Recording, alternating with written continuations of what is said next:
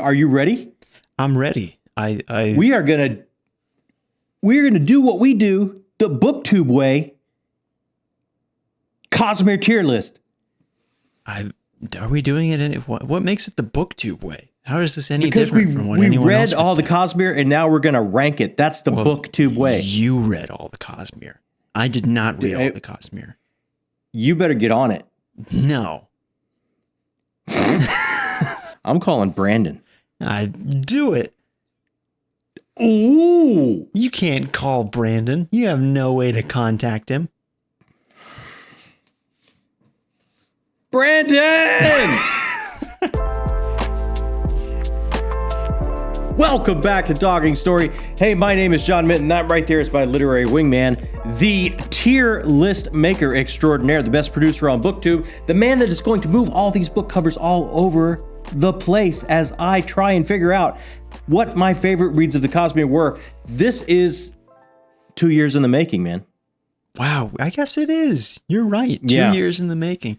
By the way, I'm looking this way this time because I got two screens with tier list situation going on. So I'm sorry if that's weird. We're not forgiving you. I mean, look, I'm ready to hydrate. I'm ready to do this. Yeah, we started the channel. I had never heard of Brandon Sanderson. We were going to read the whole Cosmere. Here we are. We read I read there you go. the whole Cosmere, and I'm caught up. And now it's time to do the tier list. How you feeling? You nervous? I'm a little nervous. Well, maybe you can help me out here. Or if not, we can just cut it out. I feel still that there should still be some type of punishment in here. Okay, let's say for every book I go over, I owe you... Money?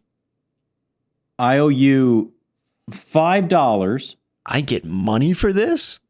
And I will take you on a book haul. I'll take you to a bookstore. You see how much money you rack up here, and I'll take you to buy some books. Well, this might as well be a gift card. You can only spend it in one place. What point is that? What else is? What better thing is there to go shopping for? I'm kidding. I like that. That's very nice of you. All right. So for everyone I go over 30 seconds, $5 to your book haul budget. Okay. All right. I love it. Let's do it. All right, here we go. So let's begin here. We have the top tier masterpiece. Then we go down to great, which is, still very good book. It's still great. Great book, yeah. Pretty good. Still a good book in its own right, just not as good as great. We need something to come down a little bit. Yeah. Then we move into could recommend, which is I feel like the could recommend could recommend would be to certain people. Exactly. Yes. I think you would really like this. I think this would, because you're into blank. Therefore, you would like it. But it's not for everybody. Yeah. Not for everybody. Not for everybody. Sure. Then we got meh, which is like I'm not going to say it's trash, but it's if someone's into X, Y, and Z, this wouldn't be the thing that I pull out. I'd pull out something from could recommend. Yeah. And then there's just it was a book. Which we don't have to be negative on this channel and say it was trash, but it was a book. You know what? I don't even know if I'll be. I don't even know if I'm going to use some of the bottom one. Well, this is going to be interesting. This is going to be interesting. This is going to be a top heavy list, I think. These are the same tiers that we did last time we did this when I was able to shoot you with Nerf darts. So I figured we should do the same tiers. I'm still psychologically scarred. I wish I was there. But let's begin. We're kind of in, I believe we're sort of in production order or release order here. Not exactly, but not exactly. I can see get fudged around. I can see why you set it up the way you set it up. But we begin with what your first read was, which is Elantris. Yeah. Yes. Let's start the clock now. Okay. Look. This was I liked Elantris way more than I thought I would. There was a lot of interesting concepts, some amazing world building, and Brandon Sanderson's tried and true tropes of, love, star-crossed love, and a princess leaving her home place to solve a problem. Great magic systems. You know what? I'm going pretty good. Wow. Okay. Good on you, not going over 30 seconds there. Well, that'll be our first entry into pretty because good. I mean, and it had like this great kind of zombie-esque thing going on too. It was Zombie? I really didn't interesting. know this. I'm telling you, even out of the gates, the world building, the concepts, the magic systems, and then he had this story I feel like he really wanted to tell, and he kind of kept working some of these tropes over and over again until he got it just right. And I think Elantris was kind of the start of that. And I can't go lower than pretty good, man. Like, I really thought it was pretty good. I'll be interested to hear your thoughts on Warbreaker then, because I remember you saying Warbreaker is kind of when he perfected those elements that he started in Elantris. But next up is not Warbreaker, and not quite release order either, Arcanum Unbounded. Yeah, this is a mashup of all some little bits and bobs that fit in here and there in the Cosmere as he was going along. And look, this is kind of a mixed bag for me because there's some stuff I love in here. There's some stuff.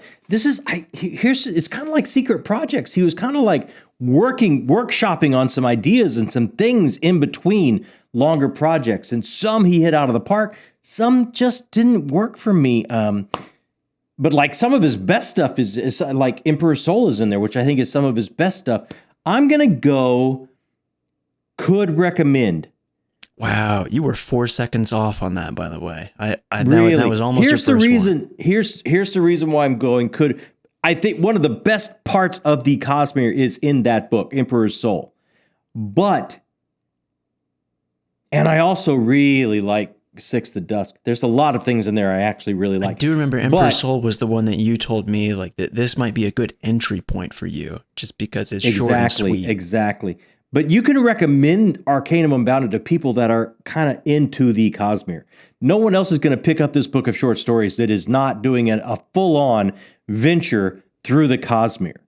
But there is some really good stuff in there. It's really hard to put that low. Well, you already put it on could recommend. You can't take it back. Really?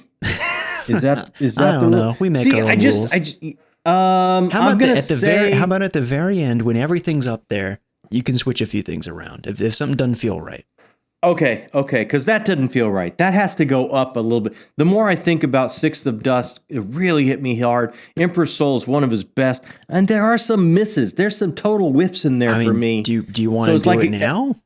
Yeah, just put it in pretty good. At least put it in pretty good. Okay. At least put it in pretty good. Yeah, I don't think it can go higher because there's some riffs, but there's some of the best stuff in there too. So that is such a toughie. I have a feeling these three bottom columns are going to be empty by the end of it. We'll see. No, I can tell you. I can tell you one's going to go there for sure. Oh, really? Okay. Yeah, I think so. Well, now we have what most people say is the entry point for the Cosmere, Mistborn. I would agree with this. The first book, which is really the final Empire, not Mistborn. Yeah. Wow, the first Mistborn. You know what? Oh man. Gosh. I love the world.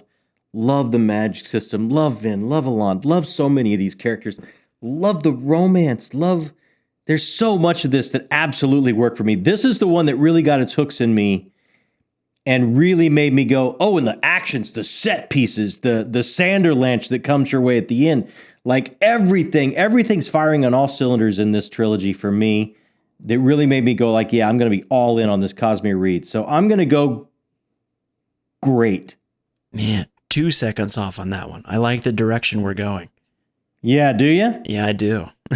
Dude, what? Okay, if I can do this whole list without ever going over, you have to buy me a book. You know what? I'm good with that. This is fair. I'm okay with that. Okay. All right. Now that one book cannot be like, a Juniper $150. No, I'm talking like a paperback. Yeah, like a paperback. Okay, all right. Well, then, moving right along with the Mistborn series, we're on to the second book in the first trilogy, The Well of Ascension. Yeah. The Well of Ascension, for me, my least favorite of the three. Really? I love the introduction. Why is it the least favorite? How about you talk about that for 24 seconds specifically? No. It's still great. It's still really good. You know what? Masterpiece, great. Pretty good should be something a little bit better than pretty good. How about we just do? If we move Masterpiece, great, and pretty good, that seems like a logical step there. Okay, okay, I got. Wow. Okay. What if we just do? There's some. What if we there's just some do high this? action set. Dude, there's some high action set pieces in that second book, Well of Ascension. And you find out. Oh my gosh, the mask is ripped away from your eyes, and you start to really see history can be written by the winners, and what we think is our past is not our past, and there's so many interesting themes going on there. I gotta go great. I have to go great too with book 2. The more I think of it. All right. Right up there with the first Mistborn. Now, how are you going to wrap up the trilogy? The Hero of... I remember you really love this one, Hero of Ages. That's masterpiece for me. Really? Just straight away. Here's the thing. I'm not even going to take any time. Here's the thing. On this first trilogy, by the time you get to the end of this third book, and it does, you know what? There's a little bit of... There's one character's journey that meanders and kills a little bit of the pace through the middle of the book for me. But... even with that said, by the time you get to the end, you see what an amazing architect Sanderson is and how he's been building this thing the entire time, like this amazing Jenga tower that you can't take one piece out without the whole thing toppling. And he leaves the breadcrumbs all the way. So you should see what the end is going to be. And yet it's still a shock and a surprise for you in this amazing heroic Sanderlanche of a moment at the end. And it sets up the whole history moving forward. For Scadrial, absolutely. I'm going to say masterpiece. That's my favorite one of the trilogy is book 3. Okay. Very close on the 30 seconds there, by the way. Now, we have not our first standalone, but the first standalone that I believe you truly, seriously enjoyed. This is Warbreaker. Yeah. Yes. This one's tough. This was tough. Like you said, this was kind of when Sanderson was...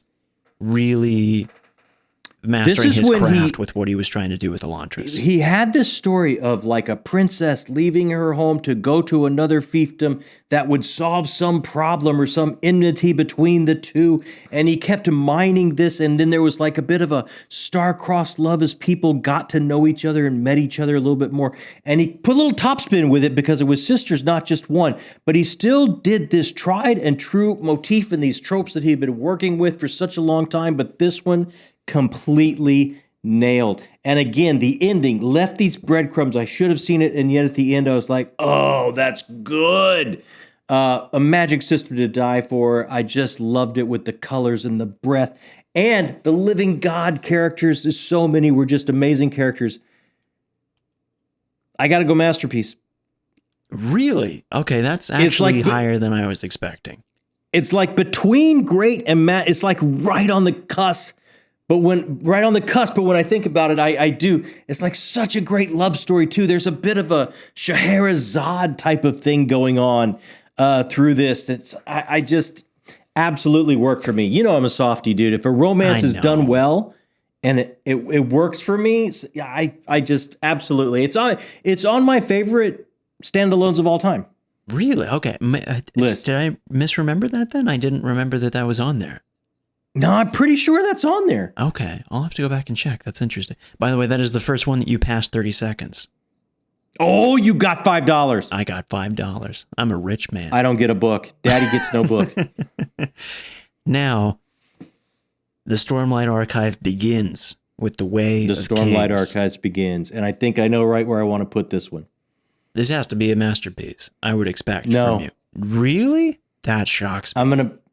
I'm gonna put this in great for one reason. Just to leave room? No, because for me look, it was heavy, hard sledding in the beginning with a prelude and a prologue and it's kind of, oh my gosh, lube up this wheel and let's get it rolling into the story with some characters that I want to be all in on, that I've heard this series is going to do for me, and it just wouldn't take off, and then it did. And when it did, when I got to walk in Kaladin's shoes and I got to see, it's a little bit of that, kind of like that Spartacus feel. Like the first time I saw Spartacus as a kid, it had that type of overwhelming emotion. And not only that, but Shallan's journey, Jasna's journey, I mean, all of them. And of course, Dalinar, my guy. I got to go great, though, just because of the beginning I felt clunky and held me back a little bit. Okay, that is fair. But when it got rolling, and then Bridge 4, by the end, Sanderlanche, oh my God, mind blown, loved it, was all in on this series. Well, we are past 30 seconds there. You're up to 10. Now, this was... I feel like you have a slightly unpopular opinion about this series, I guess. This is the Alloy of Law, the beginning of the second Mistborn series. Yeah. I think I do. I think I like it more than other people. You seem to. I think your unpopular opinion is that you like it more than the first trilogy. No, I never said that. Oh, I thought you did say that. My apologies. I do not like it more than the first trilogy. But I think it's really good, and I think it's a lot of fun. And I love what he does is like looking at these different epochs of time on a world, and how that changes and how the face of the world changes, that which makes the face of the characters change as technology and things marches forward. And Wax and Wayne, I thought were really great characters. And I know a lot of people, the humor kind of falls on deaf ears for a lot of people on this series. And I'm going to say, look, it's casting. If money were no object, and I took those exact lines that Brandon Sanderson wrote and gave them to like Ryan Gosling and Ryan Reynolds, and they were Wax and Wayne, and they could bring their comic timing to this, no one would have a problem with the timing. It's all about timing and patter and banter and how that plays out in your mind. And it's just about casting. I love the Holmesian slant to it. I love the detective aspect to it. I love the old Western feel of it. I love the trauma these characters are carrying, which so many of his characters do, book to book to book. Let's go. Man, I wish I had a Nerf gun right now. Look, shut up. Just take your money and shut up. This is not a good punishment, because I feel like you would rather pay me to talk about a book longer. Absolutely. I mean, it's a no lose for me. I gotta go. It's right on between pretty good and great, but pretty good just sounds too low. I'm going to put it in pretty good. Okay. We'll go pretty good. See, I added an exclamation point in pretty good to make it a little more positive. Does that help you? But if that's the case, if pretty good's going to be that category, I got to drop Elantris down to could recommend. Oh, okay. So Alloy of Law is higher than Elantris for you. For me, without a doubt. Okay. Elantris is still... I enjoyed it, and I expected not to, but Alloy Law is above that. Does Arcanum Unbounded stay there? No, Arcanum is, let's leave that right where it is. Okay. Now we have the first book that I think truly blew you away. Yeah, it blew my hair back. Yeah, this is the second book in the Stormlight Archive, which of course is Words of Radiance. Yeah, I gotta say masterpiece on this. For me, this is where the themes that he was dealing in, not just the story and character and set pieces, but the themes that he was dealing with of this broken world can only be dealt with by these people that are carrying such trauma and are broken themselves, and they have to come to terms with their internal turmoil and struggle and rectify themselves before they can step up to what destiny needs them to do to save the world in which they live. Those type of themes playing out across this shattered plane just come into such stark focus for me here. The ending. Masterpiece. Wow. I think you made it by 1 second to not give me another $5 there. How sad are you? That alone was a masterpiece. Well done. Right?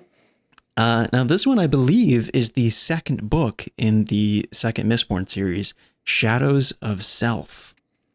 Yes. Which I don't remember your thoughts on this book, so I'm curious to hear what you have to say. Shadows of...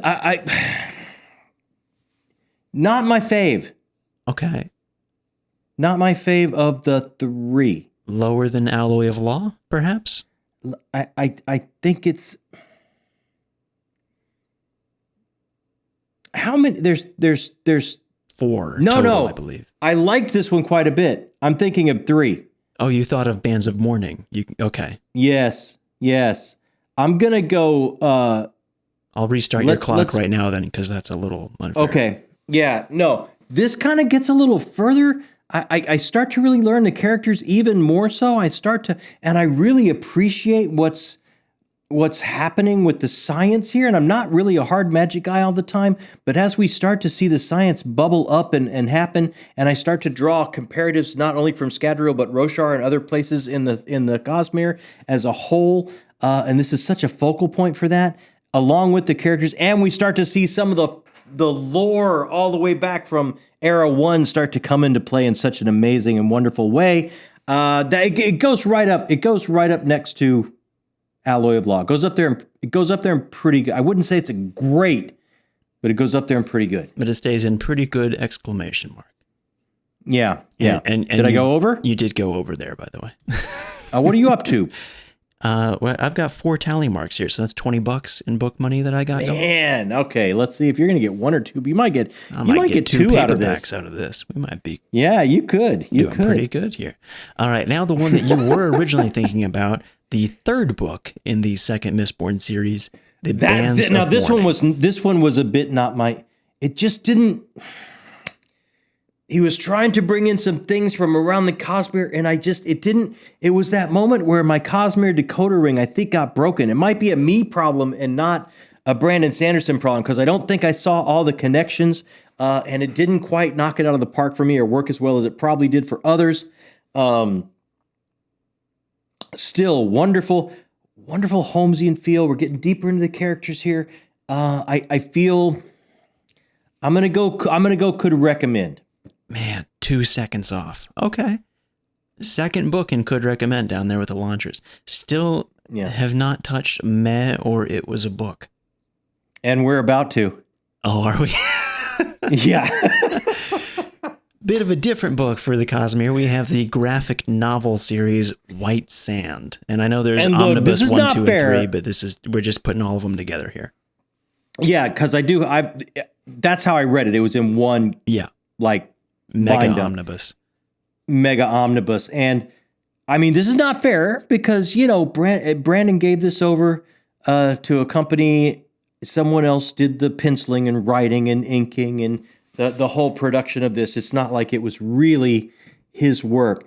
And I think that's a big reason why, the way I feel about it, I think is a big reason why he is rewriting this in prose and making it his own. Oh, really? Yes, I suspect. I don't know. I can't call the man, or you would have been in trouble earlier. But yeah, I gotta go. Yeah, again, here's those tropes. Oh, our heroine leaving her comfort and going someplace to solve these problems, not only for where she's going, but the world she came from. These same types of stories he's trying to tell over and over again in these early days, but just did not gel and work. I got to go with meh. Okay, that's what I was thinking. If you did just it was a book, I would have been. No, I can't go that deep. I can't go that low. I'm going to be surprised if any of these go and it was a book. Yeah, I would be too. Which speaks highly of Sanderson. Let's see. Oh man, I'm gonna have to scroll down here and reset things. Okay. Standalone, I don't know much about this one, so maybe you can give me a little more context. This is Edgedancer. Yeah, this is you didn't love this one, I don't think. This is a lift story, and lifts I'm getting to love her, but I didn't at this point. And how the humor doesn't work for a lot of people in Era 2. Her youth just doesn't ring for me. It just doesn't. It's just not what I was looking for. I gotta go, Matt. I really didn't dig this story. This would be like taking my least favorite story out of Arcanum Unbounded and just having it by itself. Yeah. Well, so I can't put it up. I can't. Yeah. Man, there must be some interesting, if there's like some stuff from Arcanum Unbounded that puts it in meh, there must be some things in Arcanum Unbounded that also belongs in Masterpiece if you're willing to put it right in the middle. Emperor's Soul belongs in Masterpiece. Oh, okay, I see. So Sixth of Dusk is, I think, would be at least in great. So you know what I mean? You're about even there then. You're right in the middle. But Edgedancer, it didn't. And some of it comes back into play, and the long game journey of Lift and where she's going. You're gonna make me put you over 30 seconds. The ups and downs of it may pay off, but just here, I just didn't dig it. Fair enough. Just a quick break in the action to thank all of our correspondents, directors, and producers on Patreon. These people keep the lights on. They make decisions for us because we don't know what we're doing. We're not great at making the decisions around here. The decisions all the way from what I'm going to read next, what the book club of the month Patreon pick is going to be, but all the way up to video ideas and what we're going to do here on the channel coming up for you. If you're interested or you want to find out how you can be a part of this, right down there in the description box, click the Patreon link. It's got all the answers for you. And once again, thank you to all of these fine people that are helping us build the channel, our correspondents, directors, and producers. The next one, I know I'm not making $5 off of this because it's going to take you half a second to put this one in a category. Your favorite, I do believe, in the Stormlight Archive, Oathbringer. Masterpiece. Yeah. There it goes. Masterpiece. Because here we have the main journey of Dalinar. Look, gut-wrenching trauma to overcome. He goes dark. Brandon Sanderson goes pretty dark here. I'm not saying he's a grimdark writer, but what he has to overcome and what he has to go through and how he becomes this hero, and the little bit of thematic motif that he's using in each of the Stormlight Archives is referencing a work of literature in and of itself in a meta way. It's done to perfection in this book. Wow. It carries over into all of them, but it's done to perfection. And this one, Dalinar's Journey, Chef's Kiss, masterpiece, my fave of the entire series. See, now, I tried Mistborn, and it just wasn't my type of thing. Every time that you talk about Oathbringer, it's what makes me want to give the Cosmere a shot again. The Oathbringer is the high point of the Cosmere for me. It is everything. It is the trauma these people carry. It is an overall galaxy that interacts and moves along with each other. It is not only a physical story, but a metaphysical story enshrouding that physical story. All of it is done so well in this one book. Everything he's working on through the whole Cosmere just comes in complete, stark artistic relief in this one book for me. And then the Stormlight Archive did nothing but get better from here, right? Well, we'll wait until we get there. All right, another standalone, Dawnshard. Dawnshard I liked better than Edgedancer. Yeah, and we got to spend some time with a periphery character and a little bit off the beaten path as well in Roshar. So I would say could recommend. If somebody's going through the Cosmere, I would recommend, I'd say don't skip this one. It's going to be important. It's going to come back around. You're absolutely going to have some things that you will be happy you read that for. Entirely fair. So yeah. We're looking about even. I'm not, I wouldn't put it as high as pretty good. Yeah, I think that's where I'd put it. Pretty good exclamation point, I might add. I noticed we've got a little slope going on here. We got a lot of books in Masterpiece, and then we slowly tapered downward. I was expecting more of a curve outward and then back in, but this is just a straight linear progression. Anyway, Rhythm of War. Look, there's some good stuff in here. There is some good stuff in here. This is where Brandon put on his Bill Nye the Science Guy hat and went all in on this hard magic system. It's like we live in such uncertain terms, and we want our hero's journey to be tangible and real, and we can grab onto it.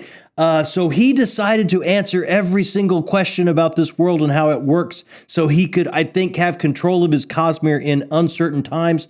And it just got top heavy. It just didn't quite work for me. And the story of the siege held some of our most heroic characters in stasis, trapped in a bit of a holding pattern. I gotta go. Could recommend. Wow, that low? I mean, it's my least favorite of. It's my least favorite. I thought it was gonna be like pretty good, not quite as good as Way of King. I didn't know it was gonna be that low. Okay. I mean, A, B, typically masterpiece is S, not A. So yeah, S, A, B, C. S, A, B. Yeah, C. I mean, it's a C. It's if someone's reading the Stormlight Archives, I'd say absolutely, I recommend that. You have to read it. There's stuff in there you absolutely need. There's moments of these characters' journey that you will never forgive yourself if you don't live with them. But it's not just like a book that I would go, I'm putting this up on the shelf. Like I'm putting this up on the mantle as a whole, some of it goes up there, but it's my least favorite of it's right on the edge of could recommend to pretty good. But for now, I'm going to leave it where it is. Wow. Our linear line has fallen apart. Sorry. But wait, you did go over 30 seconds there. My gosh. Even while it was just you talking. Here's the thing. You keep asking me more questions, so you're egging me. The timer stopped. How can that not count? You went over 30 seconds before I talked to you. Okay. That's on you. I'll take it. Now, wrapping up the second Mistborn series with the Lost Metal, which I believe you liked. It's my favorite. Oh, okay. Wow. It's my favorite of Era 2. Would that put it above Alloy of Law then? Yes. So great.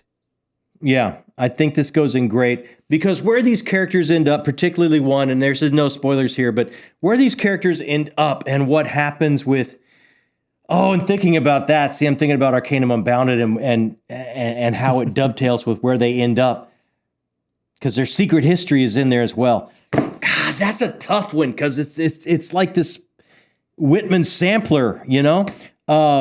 But no, where they end up and the sacrifice and their friendship and then love and then it just all culminates in such a great way, character-wise, the character journeys that you've lived and died with through Era 2, and so many of the great ones from Era 1 coming back around and giving you a nice hat tip as well. Yeah, I'm going to go great. I thought it ended on such a high point. Going to go great. All and right. The theme of identity played out so well by the end here. Okay. You were like a second away from not going over 30 seconds, and then you just had to add that on at the end. Well, that's so important for like the whole series. All right. Well, maybe we can pull out our linear path back here. We've got 4 books left. Now with a book that you truly enjoyed, your favorite of the secret projects, Tress of the Emerald Sea. Yes. Your time begins now. Yeah, okay. I mean, I think this is my favorite of the secret projects. Right, yeah. I'm going to go great. Okay. Whimsical, beautiful, and I think he was working on a little bit on his prose. Could he get a touch of, because he takes a hit sometimes about this workmanlike prose that he has, or this a little bit of a simple prose because he's dealing with such high concept ideas. So it has to be easily digestible prose. And in this one, I thought he was workshopping. You're doing a little bit more of wit narrating with some truly beautiful turns of phrase here and there. And I really appreciated it and loved that. So I'm gonna throw that in great. Okay. Well, you were over 30 seconds there, but I like that we're starting to get our linear path back. I like the symmetry I'm experiencing here. However, I don't think we're going to get it back. Yumi and the Nightmare Painter. Yumi and the Nightmare Painter is very, very close to Tress for me. I didn't think you enjoyed it that much. Interesting. I'm saying very close. Not as successful overall for me. Right. And here's the thing about the secret projects I love so much about. Even when he couldn't do conventions and he couldn't get out there amongst his fans, he's still working, and he's still working on his craft, and he's still trying new things like a mad scientist behind the curtain. And then he shares that with all of us to show us what he's been working on. But such a great ending, a touch of horror to this one. I'm going to go pretty good. I didn't love it as much as Tress, but I did really like it. A little bit of romance, a little bit of horror, amazing world building. Yeah, I got to go pretty good. You were pretty much right on the mark for 30 seconds there, so I'll give you that one. I will not take the $5 there. Man, if you could put both of these last two in Masterpiece, we've got our line back. Well, it's going to make me really happy, but I know it's not going to happen. Yeah.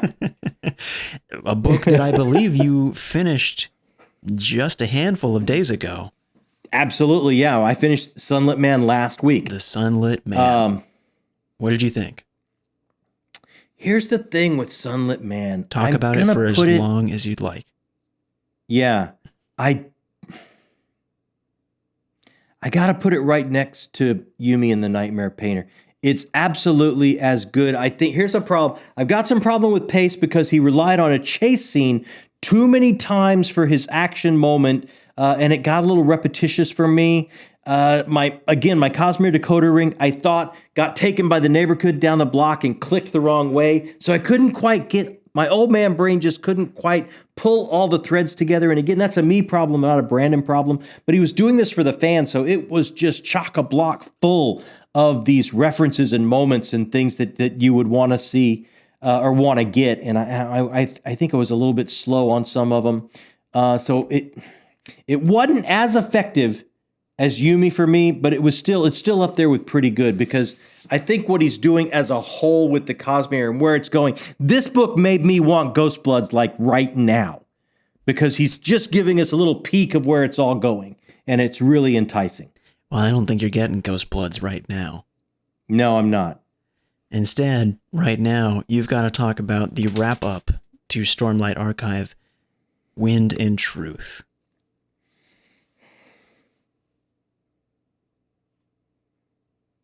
Okay.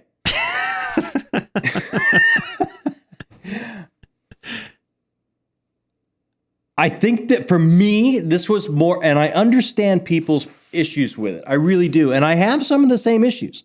I feel like he's a bit of a casualty of his own success here. He's got to have this out for his own convention, for these amazing rabid fans that are waiting. And I think that goosed his timeline a little bit. I think he put out a piece of art before it was quite possibly ready. But at the same time, I think he crossed the finish line with the story he wanted to tell. And I think we have to give him credit for that. This is the story he wanted to tell. Was it completely glossy and pure and great? It did have stumbling blocks and problems, but where these characters ended up for me were completely satisfactory. I loved these characters we've been following, and I thought he subverted so many things. He gave us high points that were complete subversions, not a standard launch, not a big action piece, but maybe a debate. There was a complete subversion, not a huge knockdown, drag out battle, but maybe something different because that character has gone through such a journey and changed and can't do that anymore. So I really appreciated the character journey and where they all ending. And I liked the subversion in his choices. And I liked that he stayed true to his vision as an artist and finished it on his own terms. So I'm going to say, and I liked it more than Rhythm of War. So I'm putting it up in pretty good. Wow. Okay. That's higher than some other people would put it, I would think. Oh, yeah, no doubt. But that puts us right at the end of your Cosmere catch-up, 2 years in the making, with the bell curve that I expected. Yeah, I think that's How do you feel? Do you feel like now that it's done, some things need to be moved? Do you feel confident? What do you think? The only thing that strikes me kind of rough right now is like Arcanum Unbounded is so hard, but I'm going to leave it where it is. It's right in the median. I mean, if I think like S, A, B, C, D, yeah, I think I'm good. I think I'm good. Then you've got. But I mean, your think official... about it. Like this is an enjoyable trek through this amazing Cosmere that he is creating. I mean, I've said it before. I think he is the Jack King Kirby of modern fantasy. Like, this is not just a fantasy world he's creating. It's an entire galaxy that interacts with each other in these bizarre, not only physical, but metaphysical and spiritual ways. And he's got layers upon layers of story that, you know, take place on not only the physical realm, but the realm of, like, it's just mind-boggling, absolutely mind-boggling. And you can see like 4 masterpieces, 5 in the great, 6 in the pretty good. Like this, I truly enjoyed my time going through the Cosmere and coming to BookTube and not even knowing who this writer was. What a huge win for me. An amazing way to spend a couple of years catching up. I was going to say, like, when you truly think about what the man has accomplished, it's quite the track record. I mean, the 2 things for you that, I mean, first of all, there's nothing in the bottom tier. The tier above that, there's only 2 in there, which is... And one of those he didn't write. One of those like is just like, you gave it to somebody else and they didn't do as good of a job as you probably would have. The other one is just like, Edgedancer, sometimes you miss. That's okay. Everybody misses. And it was a novella in between novella. And I do think Brandon... And I call him Brandon, you know, because we're like this. Yeah, your guy. I do think Mr. Sanderson has plans for Lift that we don't know, and I think he has like an affinity and a level of love for her that we're not quite seeing yet or all on board yet. Because I think he obviously knows where she's going long term. So you know, again, down the road, I might feel very differently about that as well, because I'm coming to, even by wind and truth, she's kind of filling a different space in my head and my heart than she was at Edgedancer. Yeah. But to have written this many books this quickly. Yeah. And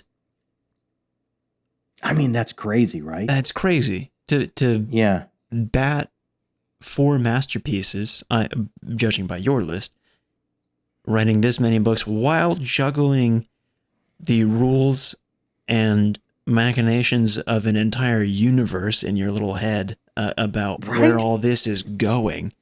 And how the people all fit. And not only a universe, but a universe that's, okay, like I was saying, layered. The physical realm, what are all these people doing on these planets? The collective subconscious realm of what our ideas and how we think about the physical world manifests in this other layer in this storytelling in Shadesmar, are like the collective unconscious part of this. And then there's the overall spiritual of, it really starts to come into play in Era 1 and tie in on how this all happened and how this all springs from the death of this sprawling deity. It's like, it's huge, it's sweeping, it's grand, it's operatic in its scope. Like, it's really something to stand back and look at. And being a comics guy, like coming from comics as much as I do, like to see a shared universe like this just like takes you home. Makes me happy. Yeah. Oh, absolutely. Yeah. And I mean, I know everybody, obviously I'm not well versed in the Cosmere, but everybody had their opinions on Wind and Truth, whether it was not what you were expecting, or everyone's got their own interpretation of their art. But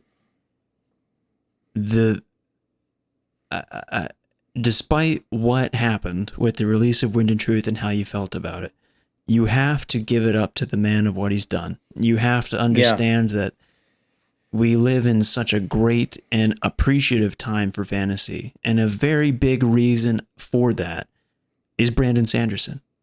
Yeah. Directly. And think about this, like, not only his artistic output and ability, right, as a storyteller, but it's business acumen, like what he's built. Right, exactly. The outreach to his fans and just the overall what he's done with Dragonsteel and being getting special able editions. To generate hype for a fantasy book like that. That it I mean, we blew were up at Reddit. Dragonsteel. Yeah. Like people were like, that was a lot of people. That was a lot of excited people in there one was building. a lot of excited people waiting for book 5. Yeah. You know, like and it to was, blow up Reddit after COVID with his secret projects is just like, man, it's you can't be mad. It's like so cool the to most live in a successful time. Kickstarter campaign of all time. Yeah. Right? I think at that time, like, I mean, this guy has, he's really achieved some things. You got to take your hat off to him. I think people will be studying what he's done and what he has yet to do for a long time. And they should. Yeah. Yeah. And they absolutely should. And he continues to speak out for like other writers and things to try to use what he has to move other huge corporations to give a little bit better royalty system and stuff to everyone. And I mean, he from all aspects that I can see from far, far, far outside, he seems to be a pretty cool and caring dude. Yeah, and to still just post free lectures on YouTube. Yeah. You can't beat that. You really can't. You really can't. But yeah. 2 years, however many books this is, the number is debatable on how you count Arcanum Unbounded, I guess, but you did it. You made it. Started the channel to now, man. 2 years later, you have caught up with the Cosmere. Not only am I caught up, and I'll say it again, I can't wait for Ghostbloods. I can't wait to see what's next in this grand tapestry that he's weaving. The adventure I'm still continues. all in. I know a lot of people were very disappointed. I still feel like I'm all in. I feel like part of that's got to be recency bias. Like I think there are so many people that were probably disappointed when Wind of Truth comes out, and then when Ghostbloods comes out, they're gonna be like, I gotta read it. I mean, yeah, I'm gonna have. It'll be day one for me. Like I'll have to read it immediately. You know you will. You'll probably buy the nice edition of it whenever it comes out. I'm sure I probably will. Yeah. Display it proudly. So wait, how much money did you end up with? Well, you went over 30 seconds on 10 books, so I got $50 out of this. Are you kidding me? You got $50? Yeah. I mean, per the rules that you set, by the way. Okay. So I'll make you a deal. No, wait. I'm going to stop at a bookstore. I'm stopping at a bookstore tomorrow. Okay. So I need you to do some shopping and give me a couple paperback titles. Those are usually 20, 25. So I can get you a couple paperbacks. Well, hold on. Let's see if this deal helps things out a little bit. How much did you pay for that copy of The Devils that I was going to buy off you? Oh, I got the. Yeah, no, that's a hardcover. It's not. But I got the UK edition. So with shipping, It might be up there. Yeah. Yeah. So I mean, I could just take that off your hands. Okay, so you're good with that? I'm good with that. If you don't pay me back for the UK edition of The Devils, Joe Abercrombie, I pass that to you. No questions asked, and we're good. Because you got the broken binding one. I'll take your UK edition off your hands. Okay, that's a deal. Love it. I love how this video turned out. I'm so happy. Little did you know when you came to this, you were gonna make out like that. Sick free book out of it. I'm having a great time. I love it because I think you're gonna love that book too. By the way, so I'm excited. I'm excited to give it to you. We'll see. Oh, opinions. Okay, we're gonna talk come later. We'll talk off camera. That's it for us. Oh my gosh. Okay, that is it. We have wrapped up. We finished our Cosmere catch up. We have rated our Cosmere catch up. On to the next mega series that we're working on that'll take us a couple years to get through. So hang out with us and see what that is and enjoy every step along the way. I believe we could safely say it's Janny Wirt's Wars of Light and Shadow, and we're loving every bit of it so far. So let us know, what massive, huge, sprawling, epic series are you in the middle of right now? Wheel of Time. What is it? What is it that you're in the middle of that you just can't get enough of? Hit us up in comments and let us know. We're going to answer every comment that comes in. We're going to answer it as quickly as we possibly can, because that's the whole reason we started this channel, was to talk back and forth about books and people that love books the way we do. And while you're down there, hit that thumbs up button. It helps us meet some new folks. And you know what? For every new person we meet, that is a new perspective. That is a new beating heart and soul that comes into our circle and brings their ideas and their perspective on these stories and makes us all wealthier and richer in so many different ways. And if this is your first time, you're a big Cosmere fan, maybe you haven't caught our channel before, hit that subscription button, because you join this group. Oh man, this is the most amazing group. And you can find us everywhere. We're not only here, we're out there, Blue Sky and Instagram and Twitter, Facebook, and Patreon down there. And we thanked some people earlier, so you know, all that is there for you to explore. Check it out. And I think that is it for us. You join this group, you get a little bit of a tingle. You got to agree with me there, buddy. I am legally obligated to agree with you there. Because it's a scientific fact. It is a scientific fact. It has been proven. All right. So this is it. Onwards and upwards to Wars of Light and Shadow. The end of an era, but the beginning of a new one. A very exciting one. And I got to say Malazan too, because I've read one book and I'm not going to be able to stop. Yeah. I was going to say, get ready for that big tier list of Malazan and get ready for that big tier list of Wars of Light and Shadow coming probably late next 2 years year, from maybe. Yeah. Who knows when? Oh, this was fun, man. Thanks for putting this together. Yeah, no problem. I had a great time. Always good spending time with you. And that was nice and uncalled for. That makes me feel bad. You just got a book, that's why. That makes me feel bad when I throw out a compliment and it throws you off that much. Yeah, I didn't even know what to come back with. Oh my God. Oh, thanks so much. And thanks for joining us here on Talking Story.